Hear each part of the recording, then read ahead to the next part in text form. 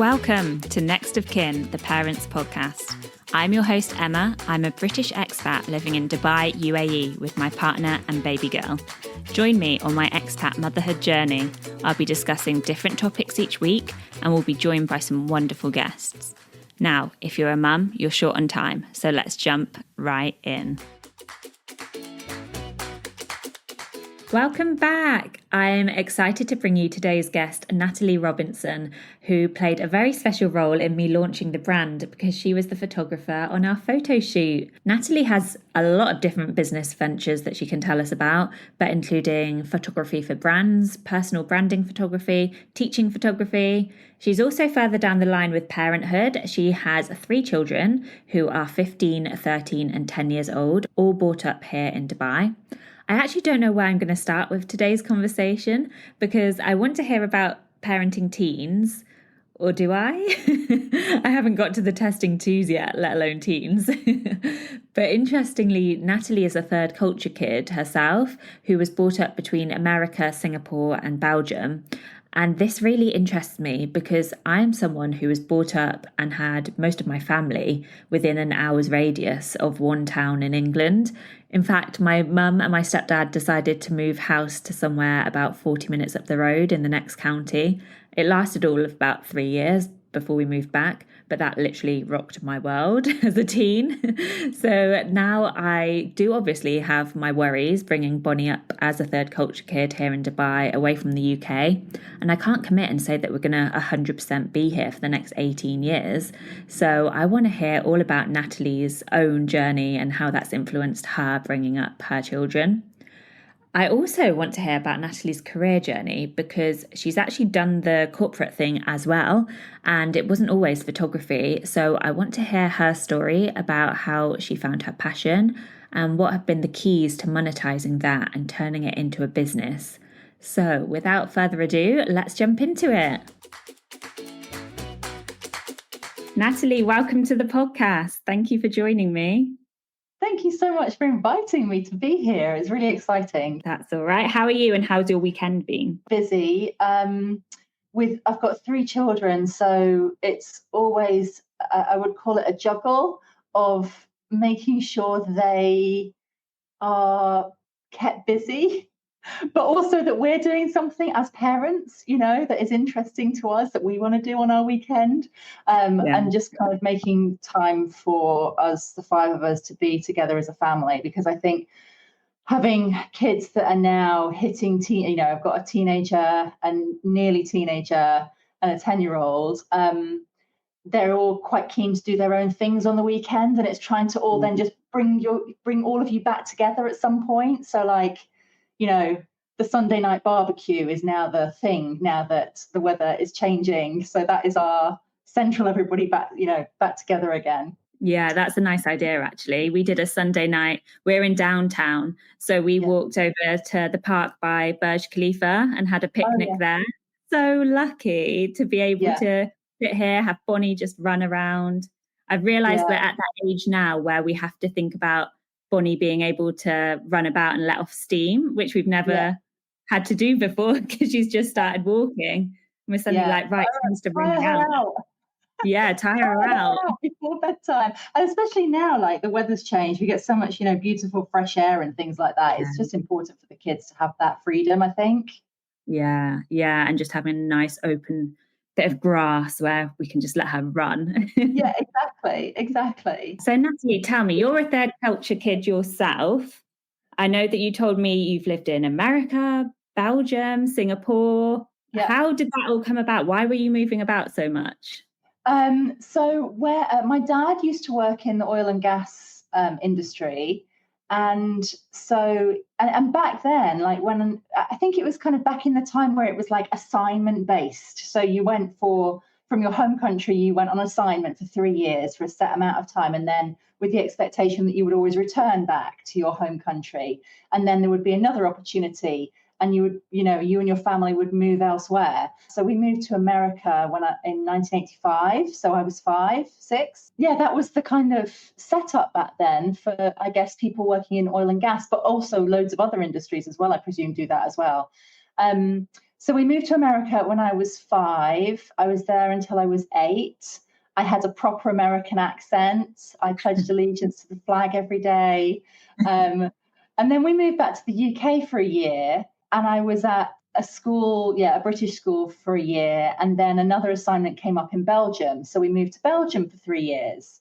So I was there at an American international school, again, had a very thick American accent, which you can't hear it now. I don't think you can hear it now in my voice, but I could switch accents quite easily if I really wanted to, but don't ask me to. So I was at like a international American school in Antwerp. Yeah, then we moved back to the UK for 3 years, and we were in Guildford, southeast of the UK. And it was such a switch because I went from a very like free dress, relaxed school environment to a uniform strict girls' school in Guildford. And it was a complete culture shock. Coming back to the UK was the shock, not going abroad? Yeah, I think coming back to the UK was a shock, but just because of the difference in schooling systems. It was, a very big switch back for myself and my brother as well. He was in a boys' school, I was in a girls' school. We weren't used to that. We were used to a more mixed environment. And it had its pros and it had its cons, After that 3-year period, there was an opportunity for my dad to move to Singapore. And I remember him coming home and telling us, and he bought like a tabletop book. I might be imagining this or remembering it completely wrongly, but he came back and he said to my mum, "Oh, we've got another adventure happening." I might be completely romanticizing this, how it went, but he came back and we opened this like tabletop book about Singapore. And he's like, "It's going to be like you're on holiday all year round. It's sunshine and palm trees and beach." And I was like, okay. It was difficult for me at that age because I was actually halfway through my GCSEs. So I'd started my GCSEs in the UK, and then I went and finished my GCSEs in Singapore, which, if you've ever had a child that has done that, it's a complete nightmare. Or if you've ever been a child that's done that, it's a complete nightmare because of difference in schooling system, difference in curriculum, expectations, subjects, even down to when the coursework suits you and things like that. So there's quite a lot of shift and having to be flexible to move to Singapore. And then I stayed there and I did my international baccalaureate in Singapore, which is equivalent to A-levels. And then it was always, having lived abroad, it was always still like a expectation in my own mind that I would always move back to the UK for university. It was never, although at school in Singapore we had a lot of options to go to other countries, it was always like the return to base camp, was always there. So then I went back to the UK for uni. So that was a bit of the life growing up that I had that I think is, a lot of kids nowadays still have that experience. I'm not sure if that traditional like 3-year contract thing happens anymore. I'm sure it does. So, but it was an interesting way to grow up. Where was your favourite place then out of the 4, if we include living in Guildford as well? I'd probably say Singapore, but that's where I was when I was a teenager. So it's always going to be that, and that's the place that I remember the most. I think as a teenager living somewhere that's relatively safe like Singapore, it was a very free society for us as teenagers. And that had a lot of pros in terms of freedom to be able to go out and meet friends, freedom to take public transport, by yourself, freedom to get around, things like that. So that's where I would say my favorite place is. But if you ask me the question, like, would I like to live there again? The answer would probably be no, because of different reasons. But, it's pros and cons of everywhere, I think. Yeah. Well, when you say that you've moved around a lot as a kid, the one thing I think about is how hard it must then be to make friends and then leave again. So did that affect you when you were younger? Probably not until I was a teenager, because of, you know, or from around age 12, I think you get a lot more self-awareness. Their trainers are different to mine, their hoodies are different, their style is different, their haircuts are different, my accent doesn't fit in with the accents of the other people that are around me. But it also makes you really flexible to change and really resilient to change. And I think that is one of the main benefits that came out of having that sort of moving abroad lifestyle, is that I do feel like I'm able to then adapt to new people or to connect with new people, to find like some thread where you can find a connection instantly and then build like a friendship or a relationship from there. And I think that's one of the advantages, and certainly in my own kids now going through a similar experience, that they are also able to do that. And it's quite a unique skill to have, because it's not something you can teach, it's just something that grows. But it's so useful to have like throughout life, that skill. But you're right, you Yeah. can't really teach that otherwise. Yeah, you can't really teach resilience to change. And you can't, I mean, you can, I don't, maybe you can. I'm not a qualified teacher or a psychologist, but maybe you can. But I think it's one of the things, and I think also there's an understanding of different cultures that comes with that, and a respect for different cultures that maybe, I'm not saying, it's really hard for me to compare, because having not done the opposite, which was to stay in the UK all my life, I don't have the direct comparison. It's just my view from the position that I was in, growing up. And so has it influenced how you parent your children, with them being third culture kids out here in Dubai? I think, the way that I parent is, I think as a parent, as you get older, you make a very conscious decision about things, about how you parent. But it's usually only when you're in that moment, you think, okay, what are my feelings about this specific issue, or how much do I talk to my kids about this specific issue, or how much do we discuss about that, this and that, or what are my views on whether what time you're allowed to stay out till at night. It's only when you're in the moment you really can make that decision. I don't know how to I don't know if that's a very good answer to your question, because I think you just parent like the best way that you can from the point of reference that you have. But I wondered whether it made you want to have your children abroad, to give them a bit more life experience of like the resilience and those sort of positive aspects. Yeah, I think it did. I think there was always, there was reasons that we left the UK, but they were mainly, the reasons we mainly left the UK were that, financially, it was like we were both working full-time jobs, full-time, well-paid jobs. We were living in Southeast London and we were struggling for money, like a lot of people do. A lot of people are. Our oldest daughter at the time was in full-time childcare. Because I went back to work when she was 9 months old, because we had to, because of financial situations.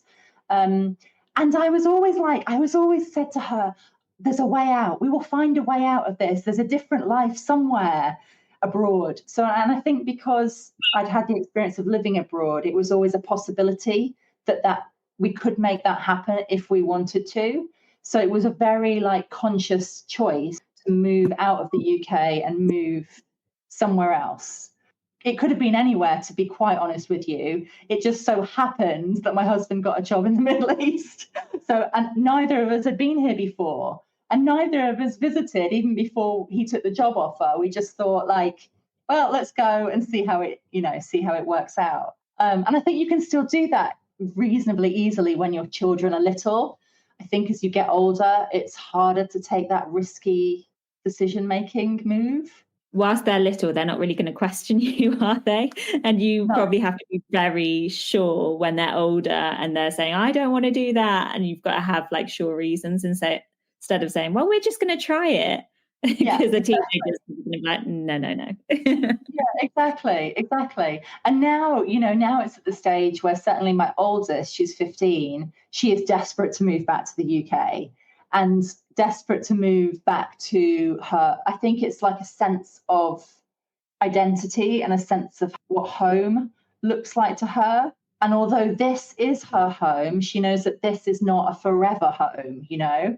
So she's got a very strong sense of where I belong, where I truly belong, where she sees herself returning to is the UK. And it's funny because we left when she was 2. We hardly visit the UK. We go, I think we went in 2017, and then we went this summer. Both my parents and my husband's parents both also live abroad still. So we have got family back in the UK, but there's no grandparents in the UK anymore. So there's no reason to go back every summer. And it's amazing that even because of that, my daughter still has that strong sense of returning there. But I think part of that comes from when you look around your class and you look around your friends, everybody has a different identity and a different place where they're from, and everyone's very proud of where they're from, you know, and we celebrate it, don't we? We celebrate diversity, and we celebrate it through International Day, and we celebrate it through different points of the year where we're celebrating other cultures. I think as a child growing up in an international environment, you're always going to have that sense of identity, cultural identity, and sense of where you are from, even in a multinational, diverse environment, you know, which is really powerful, really. Yeah, because I wondered if like Bonnie would lose that at school, but it's totally right. They have so many international days, and there's obviously a big focus on where everyone is from because everyone's from somewhere completely different. Now, without scaring me about teenagers, because obviously I haven't even got into the terrible twos yet. So the thought of Bonnie ever being a teenager is very, very scary. But how has it been navigating the teen years in Dubai? Because I think the perception would be that the children wouldn't be very grounded, or they see so much wealth and opulence around them that maybe they're not going to be that grounded. Is that something you've come across? It is something we've come across, but I think that comes from your own family values. And I think it comes from the way that you interact with your kids. As a family, we're very not careful with money is not the right word, because we have a good level of disposable income, like most people in this country. And it's about using that sensibly and letting our kids know that, you know, they've got an allowance, for example. If my son goes to the cinema, yes, he could go to the premier, you know, ones with the blanket and the this and the that and the waitress service and all that. But it's like, okay, is that necessary? Or could you just get the cheapest ticket and go and see the movie? Yeah. Yeah, I think they have got, obviously, they've got a very privileged life, as all kids in this country do. But I think it kind of comes from your own family values. Yeah, I was saying this to Rich, is that I don't want Bonnie to go to school and think she's really poor, but I also don't want her to think that everything revolves around money and that we have to be really flashy and care about designer brands and things like that. So it's a weird balance to strike here that I probably wouldn't have thought about so much in the UK. Yeah. But I think it just comes down to being sensible yourself. Ultimately, I think all our kids are going to work out absolutely fine. They'll all be absolutely fine in life. But there are these little things that concern you as you go, I think. And do you think that your daughter will get a bit of a culture shock when she actually goes back to the UK? Because you've said she doesn't go there that often. Do you think it's going to be how she imagines? Or I guess here she's so safe, isn't she? I don't know. I just think about my experience. I was a teenager in Singapore, which is like one of the safest countries in the world. And I landed in Manchester, and I was at University of Manchester, and I was in Rusholme. My halls of residence were in Rusholme. And the first day after my mum and dad left me, I was like, right, I'm going to go to the supermarket. And I literally walked out of my hall of residence about 1 minute down the road and just felt threatened. So I turned around and went home again. I was like, okay, no, that's ridiculous. I had self-talk to myself, no, that's ridiculous. Just go to the supermarket and just feel free. But I think it is a bit of a culture shock. And I think now as she's I mean, I've got 3 kids, so as they are growing up, the return to the UK is actually important for us to do every summer, which we haven't done the past couple of years. As an adult, certainly you get a sense where if you're walking in a city and you know there's like a bit of a change in atmosphere, you're like, maybe this is not the area of town that I should be in. Maybe I should reverse where I'm walking. We had this experience. We were in Valencia last year where my in-laws live. And we were going to find this one shop that one of my kids wanted to find.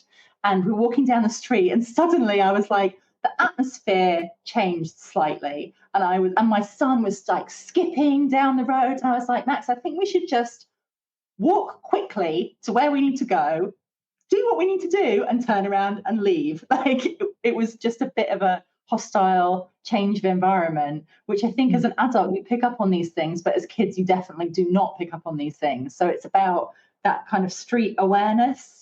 I don't think they get here as much. Well, it is, isn't it, being streetwise? Because I mean, I lived in Hammersmith for years before I moved here, and then I went back maybe 6 months after moving to Dubai, and I walked down Hammersmith High Street, and was like, oh my God, I don't feel safe. And I never questioned it for years before then, but it just shows the difference in Dubai.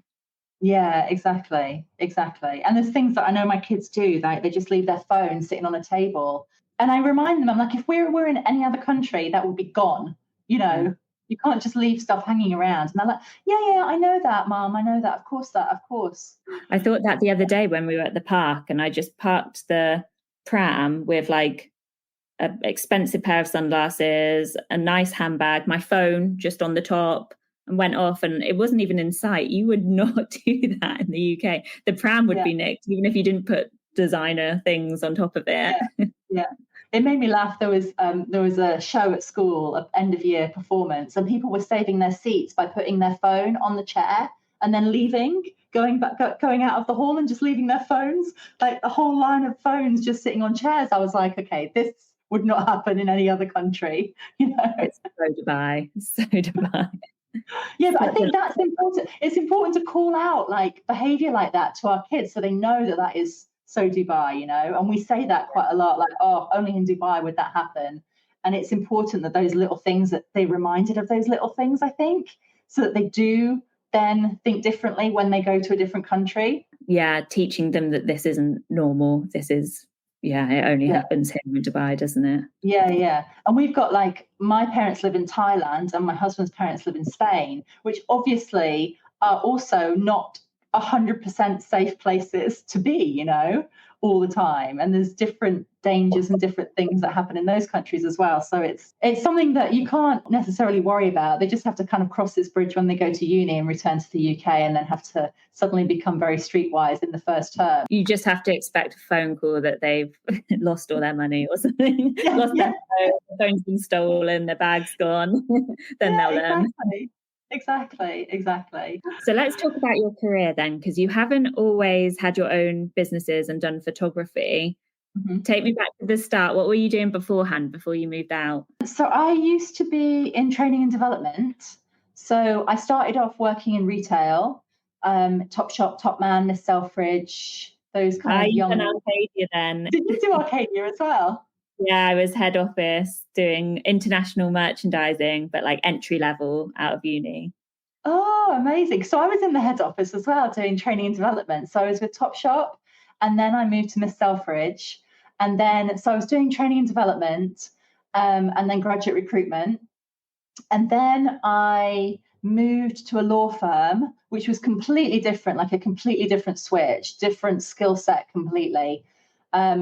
I moved to a law firm and I was doing training and development, learning and development with them. And then I fell pregnant. What did I have? Yeah, so I had Ruby at some point across that journey. I can't quite recall. And then had her, and then had 9 months. It was 9 months maternity leave at that point. And there, at that point, after having her, there wasn't really the opportunity, like financially, and it is going to come down to finances, most of what I'm going to say, because there wasn't an opportunity to not return to work. And also within my kind of environment and circle of friends at the time, that's what everybody just did. Like everybody was like, when are you going back to work? When's your start date? What are you doing with Ruby? What nursery is she going to? It was like an expectation that was what was happening. So that was obviously really difficult for any mum. Leaving your child in full-time care is always awful. It's just awful. And it's just, you can't even explain it to anybody unless they've been through it. So I'm sure, as you appreciate at the moment with Bonnie, and that was difficult. But I always thought to myself, like, there will be at some point the option for this dynamic to change where I am working full time. It's just about finding the opportunity to make it happen. And then my husband started applying for jobs abroad. We basically went on holiday, and when we were on holiday, we were like, there's got to be something different. We can't just be on this cycle all the time of mortgage payments and this and that, there's got to be a way out somehow. And it took a holiday for us to then return, and then he did his different CVs for different markets around the world. And it so happened that the Middle East came up as an option. By that point, I was heavily pregnant with Max, and we had to kind of take a risk. Like, I was 36 weeks pregnant when we moved to Dubai. And it was like the period where I was thinking, well, I could stay in the UK, have Max there, he could start the job, or we could just go for it. And we were like, of course we were just going to go for it. We were young and like no responsibilities really. We just went for it and moved here. I was 36 weeks pregnant. I had Max. And during that time, I think because I'd left my role in training and development, we'd moved countries. I was fortunate enough to have like a bit of financial stability to at that point say, I've always wanted to run my own business. It's always been something I've wanted to do. I just didn't know what that business looked like or what it was. I was, dabbling in like clothing or what, something like what you're doing at the moment. I was dabbling with different things. At one point I was like, fish tanks is the thing. Random. So pet shops I was like into for a while, so a whole load of research on that. And then completely separately, I went on a photography course here in Dubai at Gulf Photo Plus, who is still a great place to go. If anybody out there who wants to learn photography, please go to GPP. They are the best in the region for teaching photography. And I went there, I came out and I was like, that's it. I said to my husband, that is my business. And he was like, okay, you went on one photography course, that's it? I was like, yes, that's it. And so then I started very quickly like upskilling myself because I'd never done photography before, but it just caught something of my imagination. It caught like my creative side. I was always very arty as a kid. It just brought all that back. And I started within about a year or two, like taking client shoots. So that's really where the shift into photography went. And I always thought to myself at that point, like, ultimately, my goal was if I could achieve the same income that I was achieving back in the UK, that kind of balances it out for me in my mind. But obviously, as a freelancer, you're not always guaranteed that level of income. So it is still like 12 years into it. It is still so up and down. Sometimes I think, okay, yes, I've achieved the same salary as I would have been on, and some months you're like, no, well, try harder next month, But I think something like when you're running your own business, it is so much easier to plan how much work you take on, what you say yes to, what you say no to, and you can plan it around your kids. So you can plan your kids' schedules basically around your work. And for me, that's just like invaluable time, I just think to myself, every now and again, I get kind of a feeling where I check LinkedIn for jobs and think, should I go back into training and development for like a stable salary, a stable 9 to 5 or 9 to 6, or should I continue what I'm doing? And it's like a constant question I have in my mind. And I think that's good to always think like that. As you will soon find out in a few years, Emma, as soon as the kids hit secondary school, the costs of living here and schooling your kids here is a lot. So like since I started out in family photography, I've now like tried to diversify quite a bit. So there's I don't just do families. I do a number of different number of business lines, so that it's not only bringing in different income streams in different ways, but it's also keeping me interested in that industry, and kind of invested mentally in that industry, so that I'm definitely one of the kind of people that needs to have a lot of things happening and a lot of plates spinning to keep me motivated and to keep me interested, I think. I think I'm quite similar to that, because I'm always thinking, oh, maybe I should do this, I should do that. And I've started, and even when did I leave my job? I think April or May. And since then, I've started so many different things, and then had to tell myself, like, right, rein it in. You've got a baby, number one, and you're starting a clothing brand, and you've got a podcast. You do not need to now build an online course or like do anything else. Rein it back in. But it's good to have those ideas like up your sleeve. And I think that is what, yes, you can, if you're working in a full-time job, yes, you obviously have ideas and creative ideas within the scope of that full-time job that you're doing. But sometimes when you're doing it by yourself, it's just a different level of motivation, because it's like proving yourself, or if I know that January is my quiet time, which it generally is, or June is my quiet time, then I can push something different or create a different offering to be able to still bring in income, but just in a different way. And I think that is just having a bit of an entrepreneurial mindset kind of gives you, which I don't think you necessarily have so much when you're working in a company. Yeah. And also you don't have to go and get that signed off by anyone. You can make your own decisions. Yeah.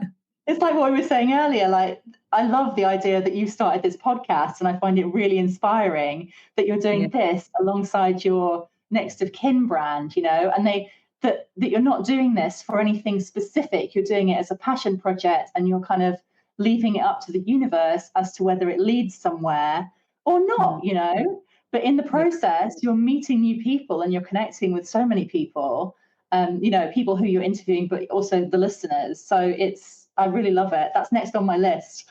I was going to ask you that. When you take a passion and make it your job, do you then lose the passion for it? But you've kind of answered that anyway, because you just keep mixing it up. Yeah, I think you just keep mixing it up. I think I never would like to be labeled as somebody who stays still and stagnant. I always think, and I always think about my own growth. And I think that changes as your kids get older as well. Your interests change and your availability changes. So like I started with my friend Leanne, we've started the Photo Club, which is an after-school kids photography company. And so we're now running classes. And the reason that I'm able to run those classes is that my kids are all in after-school activities till 5, 6 p.m. anyway. So it's literally like, okay, well, I've got these blocks of time over the week.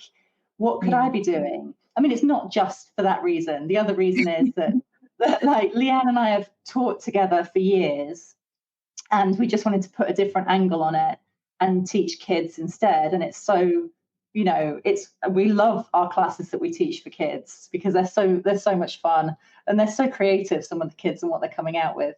Run me through all the different businesses, because when you sent me a list of everything you were doing, I knew like half of this. I can't believe you have enough time to do all of this. I don't know. I don't think I do have enough time to do all of it. It just kind of like spin that plate and keep that thing going. So I do family shoots, newborn shoots, pregnancy shoots. So that's one piece. Hold on, I wrote this down just so I didn't forget anything. And then I've got a company called Wild Child that I run with Leanne. So I obviously know you, Emma, through doing a shoot for your children's wear business.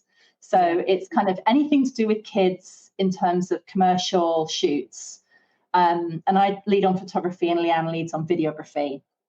So we've got that, and we have at the moment like 2 or 3 clients a month, which is really lovely to be able to work with individual businesses, especially like startup businesses, because they don't quite have a vision yet for what they want to achieve. And it's like you helping to create that vision of what their brand is going to look like and their social media presence online. So I love that part of it because that really appeals to like my entrepreneurial side, you know.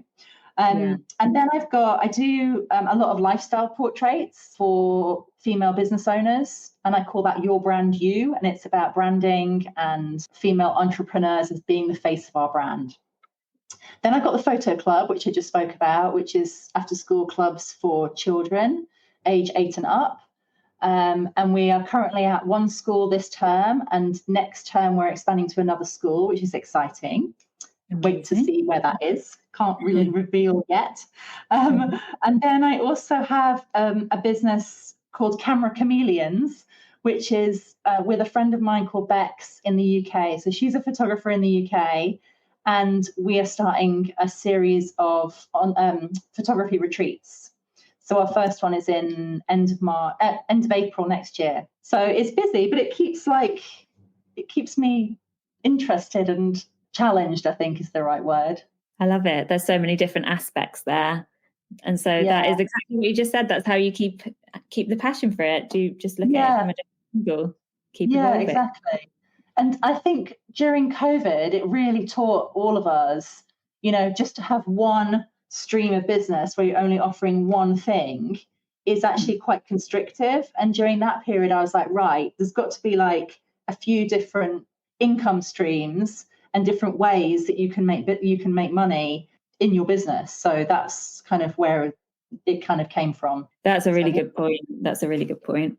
How long did it take you to feel like you were a business person and that this was working out and you work for yourself now and that's what you do? Because I still now like would struggle to call myself an entrepreneur or anything like that because I've literally just started out. So how long does it take to make you feel established? I don't know the answer to that question because you're always full of so much self-doubt anyway, you know? I don't really feel like I am. I feel like part of the time I'm just like trying to make money doing something. Yeah. That's not a very good answer. I guess now it's thinking like, okay, if I did want to return to industry, what industry would I return to? And now the lines are so muddy that I don't think I could return back to what I was originally doing in training and development because I'm like 12 years out of it now. I don't think I would want to work for another business because now I've got the flexibility to be able to run my own schedule and run my own ship. You know what I mean? I suppose the point where you start thinking, am I a business owner is when you get multiple trade licenses. That sounds very black and white, where it's like you've got a trade license for this business and a trade license for that business and something else for this one. And, you know, different accounting systems for different things. That's a really bad analogy, but I can't think of another way to describe it. That is what makes you feel like a business owner, having an accounting system license, isn't it? Yeah.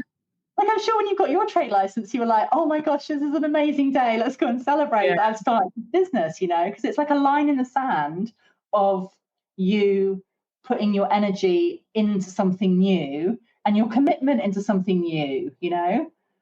But the difference is I feel like I'm playing shop, like I'm playing business owner. I don't feel like I actually am a business owner. Yeah. I suppose that just comes from your self-talk. Yeah, probably. And when you start going to networking things and you introduce yourself as, you know, I'm Emma and I run Next of Kin, then you start getting into it. Yeah, but I don't think I still feel like a mum at the end of the day. I'm still constantly worried about what time everybody finishes school and what we're eating for dinner, you know, and have they got the right socks for the right sport thing? And, oh no, they've forgotten their shoes, you know, things like that. So it's a bit of a juggle. Yeah. Okay, let's get into the last two segments of the podcast, which is the mum lemma and the recommendation. So my mum lemma for you this week is, what advice would you have for a mum who's about to end her maternity leave and she's dreading going back to corporate life, just from personal experience? What advice would you have for someone who wants to start their own thing but doesn't know what to do next? Okay, I think it's kind of two different questions there, because what advice would I give to a mum returning to work? I think it. I hate to bring it back to like black and white, but it is about how much you need that second income or how much you need that primary income. I was super lucky to be able to take a natural break in my career and then consciously try and shift to something else. And I could only do that because I had the support of my husband, who is the main breadwinner. If you don't have the financial support, then the wiggle room to be able to shift is just too difficult, you know? So I remember going back to work with Ruby when she was 9 months old. And I remember thinking, okay, it is a total mindset shift going into the office after having this little person be so dependent on you for so long. But I knew that I needed to do that for my own self and my own growth. And I think, when you obviously have children, your whole identity shifts. And if you can find a job or find a transition into a different career that allows you to still to be more of you naturally, but also bring in a certain level of income, then that is like the dream, right? And to be able to leave at a certain point to pick up your kids from school or whatever, and to be there on their sports days is the dream. So I think it does come a little bit down to money and how much financial pressure you have or don't have. So how about when they're trying to think about what to do next and set up their own thing? What would be their next steps? I always think of it like thinking about what your interests are, and what kind of lights you up inside. I know that sounds super cheesy, but it is. When you make a commitment to come out of the corporate world, for example, or a steady job, and start up your own thing, you've got to like go into it fully, and you've got to really commit to it mentally fully. And if you're not fully into it, then it's not going to be as successful as you're envisaging it to be. So I think it's about finding what that is. And I only found photography by chance, by going on a photography course, because I was interested in it. And after I was interested in it, I was like, this all makes sense. All my roads have needed me to lead to this profession. I just had roadblocks in the way. So it's about a bit of self-discovery, and whether that is going to different classes and literally finding different things to do, activities, or working with a career coach, to help you get to that point quicker. And there are I don't know any career coaches off the top of my head to advise, but I'm sure we can find some, that can help advise on those sorts of shifts. And talking to friends and family, is always the other thing about what you've always wanted to do. Because I think when we leave school and go into university and then suddenly find ourselves in our first job, you feel like you're set on a track. And then suddenly you have children and it's like, oh, my whole identity doesn't have to be this anymore. It can be something completely different. But it's about having the flexibility financially to move, I think, and to shift. Yeah. I think the financials are a big thing as well, to remember that you're not going to necessarily launch a business and suddenly be taking the salary that you were taking before. And it's always going to cost you that bit more than you thought a business was going to cost, because there's just always extra things, isn't there, in business? Yeah, exactly. I mean, even with starting a service business, like a photography business, you still have a lot of costs up front with your camera equipment and your renewals and your subscriptions and your own training and development. And that is quite a significant, and suddenly you need a new hard drive and suddenly you need a new printer. And it's like the constant expansion in that way. So initially it feels like, oh, I'm making great money. But then when you strip it back, you're like, okay, no, but I paid X amount for all this equipment and technology and know-how to be able to fund where I'm at today, Well, what I got from you as well is being a bit of a yes person. Like, you went to that course, you just followed passions, you followed your interests and your instinct to go and say yes and try new things. So I think that's, especially when you're a new mum as well and you feel not quite yourself, like you're still evolving into being the mum version of you, to go and try new things is quite a good idea at that point. Yeah. And I also think it's like, I always remember thinking, like, what kind of mum do I want to be to my kids? How do I want to inspire them? And if I speak to my children about, oh, I might go back into the corporate world, I might go and work in a company, they're like, why would you do that? You do what you love. Why would you give up what you're doing and what you're loving to go back into? And I think that's exactly what I should not be doing then. I should be staying doing what I'm doing, because otherwise I'm teaching them not to follow their passions, and I think that as parents, that's what myself and my husband certainly are like trying to do with our own kids, is to get them, they don't have to be this or that. They can just follow what their interests are, so that they find the right career for them, or the right subjects even, to study. Because I heard someone speaking the other day about how your kids will just remember you as the person you are right now, whereas you think of yourself as like, you remember being corporate Natalie. And for me, I'm like, well, I'm still fashion buyer Emma, but Bonnie will probably never know that person. She'll know the kind of person that I'm becoming now, which seems so strange to me. But again, for my mum, when I was born, she started her own business. So I think of her as a business person, that she probably thinks of herself differently because of what she was like for the 30 years prior to that. Yeah, my kids probably think of me as the mum who is always on her computer editing people's photos, to be fair. I just need to get to the point where they are old enough to start using Photoshop, and then I can train them up on it, and then I can pay them. That would just be the dream. That would be amazing. My mum tried to use me as a bookkeeper as well. I think she was trying to get me into the family business, and I wasn't having it. That's so funny. I know, that's so funny. So do you have a recommendation for the listeners? Before you say yours, I can tell the listeners that I will recommend Wild Child, because obviously I had your service myself. But what I really liked about working with you is kind of what you said about the new brands coming in. They don't really know what they want or who they want to be. And I can be quite a perfectionist, but on the day, that Bonnie was running around and I had to just run after her and just fully trust you to do your thing. And that was quite a good learning, is that I'm not a photographer. I don't know what I'm doing anyway. So me being there in front of every picture, trying to tell you what to do, would not have turned out any better, a lot worse than just letting you be the professional and get on with it. So I learned quite a lot, and I loved how the pictures turned out. So I will recommend Wild Child. Thank you. What would be your recommendation for the listeners? Maybe a product or a tip for teens in Dubai? Teenagers in Dubai, I think it's got to be to let them find their own voice of who they are. That means, letting them try out new things, try out new classes. I always thought to myself, when my oldest daughter and now my son and my younger daughter, they're like 10, 11. I always thought, okay, by the time they get to proper teenagers, they really need to have like a really good interest outside of school, like something that is taking them to a different social environment than just being with their school friends in school. So my older daughter does musical theatre.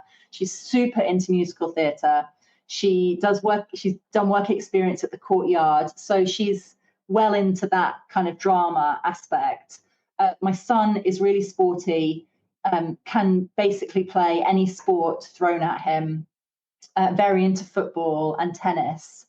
And then my younger daughter is 10, and we're still trying to find out what that is. She is extremely creative in terms of story writing and reading and those sorts of things. So not that I'm trying to push her to find out what her thing is, but I think in that moment between those years between 11 and 14, where you kind of feel like they're pulling away from you, they need to have something that they're super interested in and super into, so that they have a network and a social network and other people to turn to for things. Because I think, my son is now coming up to 13, and whatever I say is super cringy. I could not be more embarrassing. He doesn't want to tell me anything. He's like a clam, shuts down whenever I ask him anything. But I'm waiting for him to come through that, because it takes till about 14 and a half, and then they open up again. So we're in a difficult period with those age groups. So I think it's about finding their interests and nurturing those. Yeah. There's a really good Facebook group called Dubai Mums with Teenagers. So you don't have to join it yet, Emma, but in a few years' time, just join. I think I joined when my oldest daughter was about 9, 10, just so I could start reading about what the challenges of having teenagers in Dubai are. Sorry. Well, thank you for joining. And can you just run through where people can find you? I'll put all the links in the notes, but probably the best place is Instagram. Are we all there at the moment anyway? Natalie Robinson _ life in colour is my main account. It's like creative portraits, and my own kind of creative outlet is there. And then I've got the Photo Club UAE. I've got wildchilds.me. These are all Instagram. And I've got, what else? Your Brand You. And I've got Camera Chameleons. So they're all Instagram accounts. Okay, I'll link them all. Thank you so much, Natalie. Excited to be interviewed by you today. And thank you for your time. Loved it. Thank you. Thanks again, Natalie, for coming on the show. And if you'd like to support Next of Kin Parents podcast, please, I was going to say rate, review and subscribe, but all of the podcasters say that and I never do it. What would be useful is if you could subscribe, and please do share it with any friends who you think would like the show. Have a lovely week.